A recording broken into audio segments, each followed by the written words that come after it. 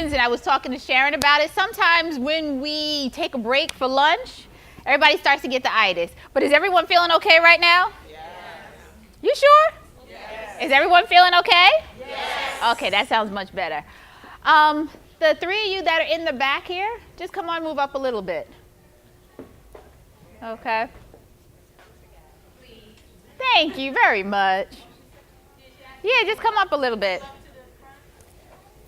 Okay, so my name is Michele Reed. I'm a family practice doctor, so that means I take care of the whole entire family. Okay? Technically, as a family practice physician, we're trained to give birth, so I know how to deliver babies. We're trained to do circumcisions. But for me, anything that has to do with too much blood and gore and other stuff, that's not me. So for me, my big thing is prevention.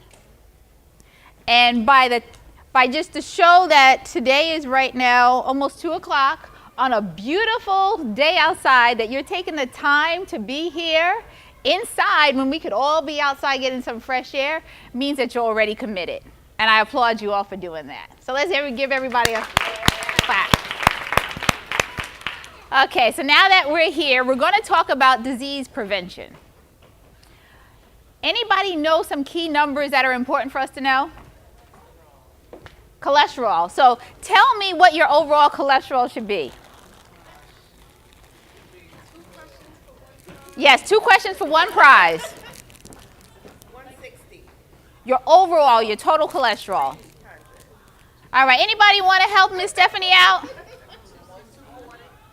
Okay, raise your hand and just tell. Go ahead. 120? All right.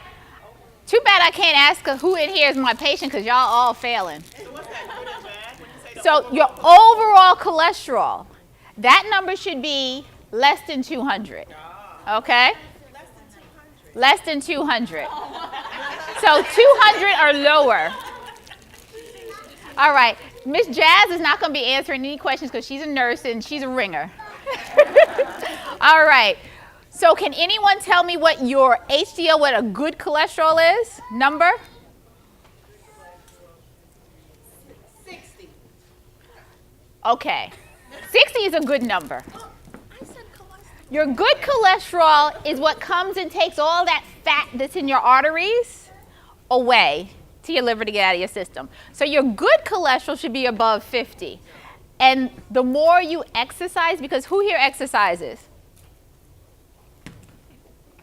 All right. So everyone here, good. You don't exercise, young man back there?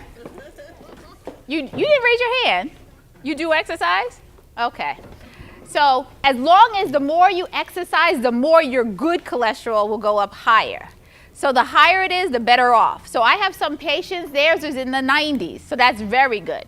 Bad cholesterol, that's your LDL. So just think LDL, bad, low. Everybody except for Jazz. Your LDL should be less than what number? 50.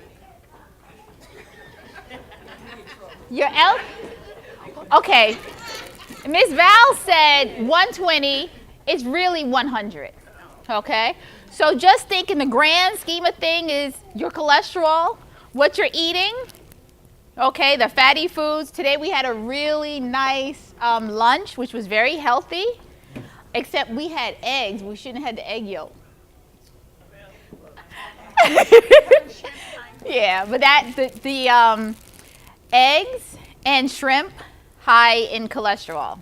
But otherwise, everything else was perfect. But every now and then, in moderation, is fine. The little girl in front of me, she was getting 4 eggs, and the lady had to put them back. Yeah. So overall cholesterol, good cholesterol, bad cholesterol. Triglycerides. Anybody know what triglycerides are? That's a carbohydrate. Is it fat? Oh, here you go. So your triglycerides are the fatty food content of what you have. So say, for instance, last night, we all decided to have like a party because we knew we were coming to BGR's program today. So we had some fried chicken, some fried fish, and some macaroni and cheese. So all that fatty stuff, we draw the blood later on today, we'll see the fat. And that'll cause your triglycerides to be high. Okay? And sometimes when we spin the blood, you can actually see like the blood congeals at the top and it looks like the oil that's on the pan when it hardens. That's what the blood actually looks like sometimes if you have a lot of fatty foods in your system. All right, body mass index. Should we, and this is a true or false question, should we use the body mass index as a way to measure everyone? She raised her hand. Okay. All right. The body mass index, which is looking at your fat to muscle ratio, is based on a Caucasian body frame. I don't think anyone here has a Caucasian body frame except for maybe me with my little behind here. But otherwise, none of us have, including me, a Caucasian body frame.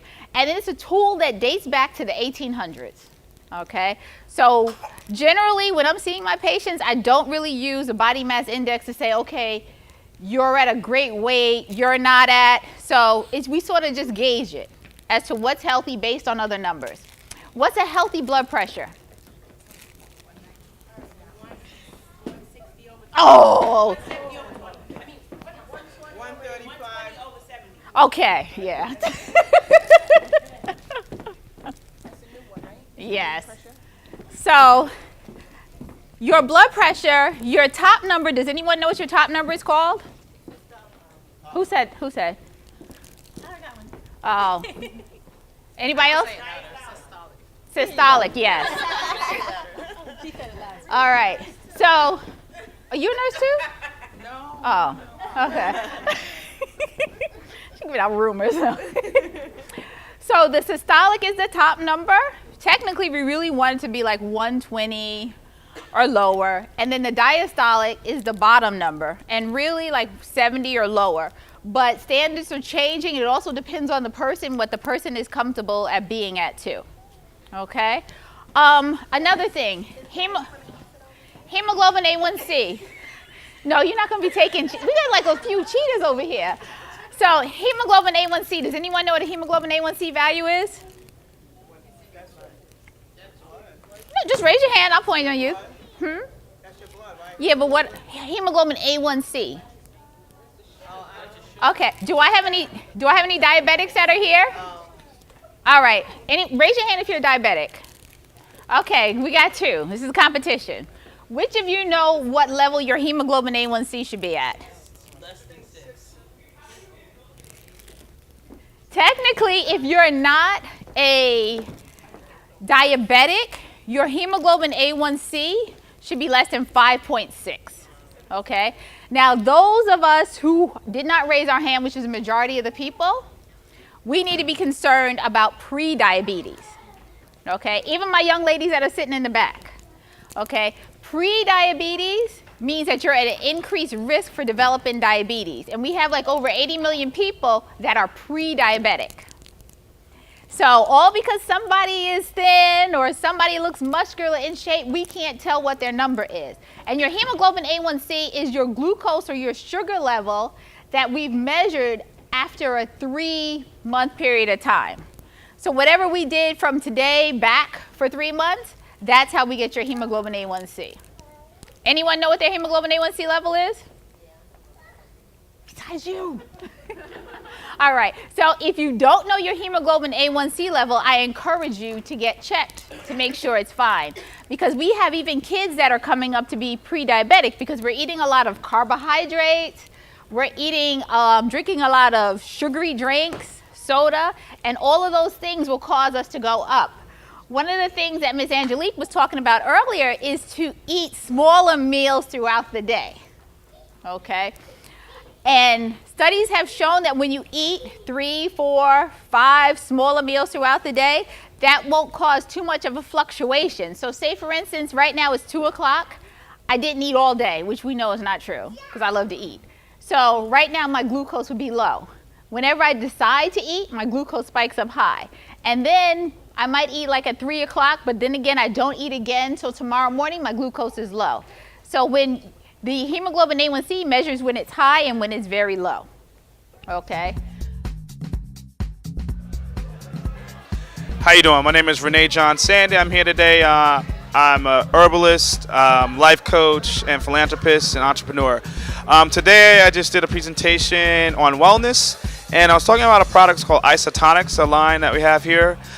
Basically, it covers all your daily essentials of what you need, from your vitamin, your B complex to multivitamin, calcium, and we also have a great product called OPC3, which is a great anti-inflammatory and antioxidant supplement. These things, if you take every day, along with the omega-3s, can really help you keep a healthy lifestyle, feel full of energy, and have just all the supplements that you need as an individual.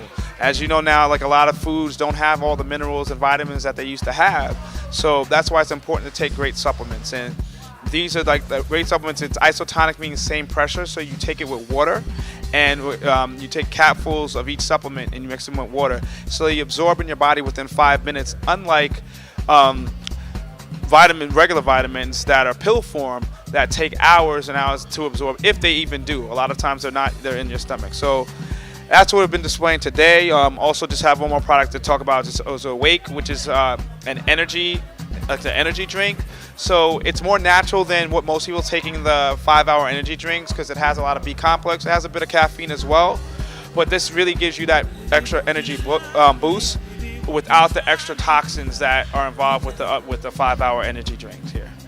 So, thank you very much for the opportunity of speaking here today. And, please check out www.shop.com//shop Rene, Rene, and you can look up any of all these products, and feel free to order and live a healthy lifestyle. Health as well.